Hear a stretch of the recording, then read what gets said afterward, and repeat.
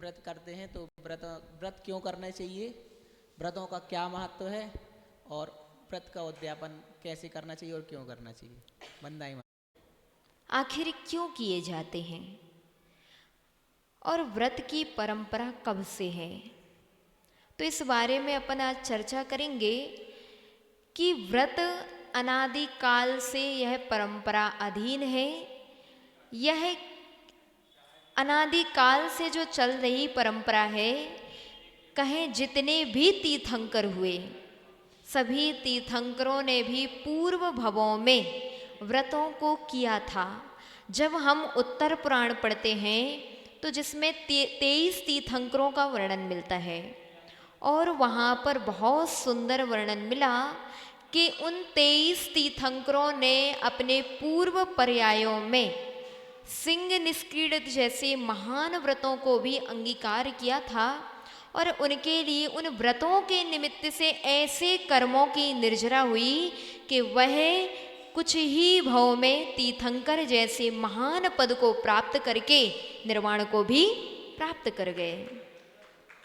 ऐसे व्रतों की महिमा हमारे शास्त्रों में कही गई है और वर्तमान में रवि व्रत, रोहिणी व्रत, कवल चंद्रायण व्रत, जिनगुण संपत्ति व्रत, भक्तांबर व्रत, ऐसे अनेकानेक व्रत साधु ही नहीं बल्कि श्रावक भी करते हैं।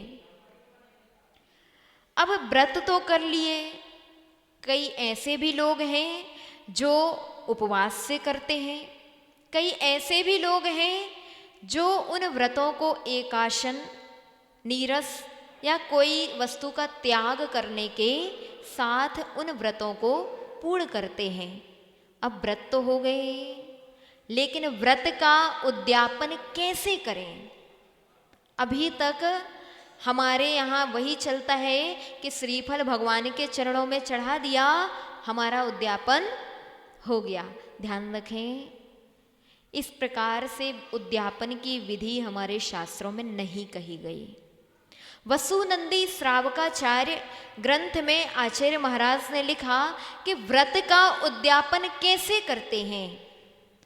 तो मान लीजिए किसी ने भक्तांबर व्रत किए या अन्य कोई व्रत किया, अब व्रत पूर्ण होने के उपरांत वहाँ आचार्य महाराज ने लिखा कि प्रत्येक श्रावक के लिए 5 प्रतिमाएं प्रतिष्ठित कराने के विराजमान कराना चाहिए, 5 पुस्तकें लिखवाना चाहिए और प्रतिष्ठा के योग जो जो सामग्री उपयोग में आती है वह सब 5-5 की गिनती में मंदिर में भेंट करना चाहिए। तो इस प्रकार से उद्यापन की विधि हमारे आगम ग्रंथों में वर्णित है। साथ ही जो व्रत किया है उस व्रत की यही भावना भाना चाहिए कि हे भगवान, इस व्रत के प्रभाव से हमारे लिए कर्मों की निर्जरा हो। वर्तमान में अगर अपन देखें तो इस प्रकार की पद्धति बहुत कम देखने में आती है, लेकिन ध्यान रखें जितने भी लोग व्रत करते हैं कम से कम 5 नहीं तो कम से कम 1 प्रतिमा अपने जीवन में जरूर प्रतिष्ठित करा के मंदिर में विराजमान कराना चाहिए। आप लोगों ने करा ली? सबने करा ली? नहीं कराइए।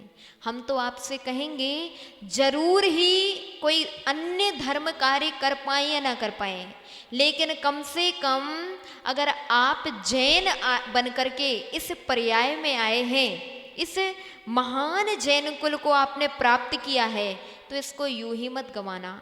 सबसे अधिक अक्षय पुण्य का संचय अगर आप करना चाहते हैं तो अपने जीवन में कम से कम 1 प्रतिमा जरूर भगवान की मंदिर में विराजमान करके ही अगली गति में गमन करना। अब कैसे करें, कहाँ करें, तो यह विवेक आपका है।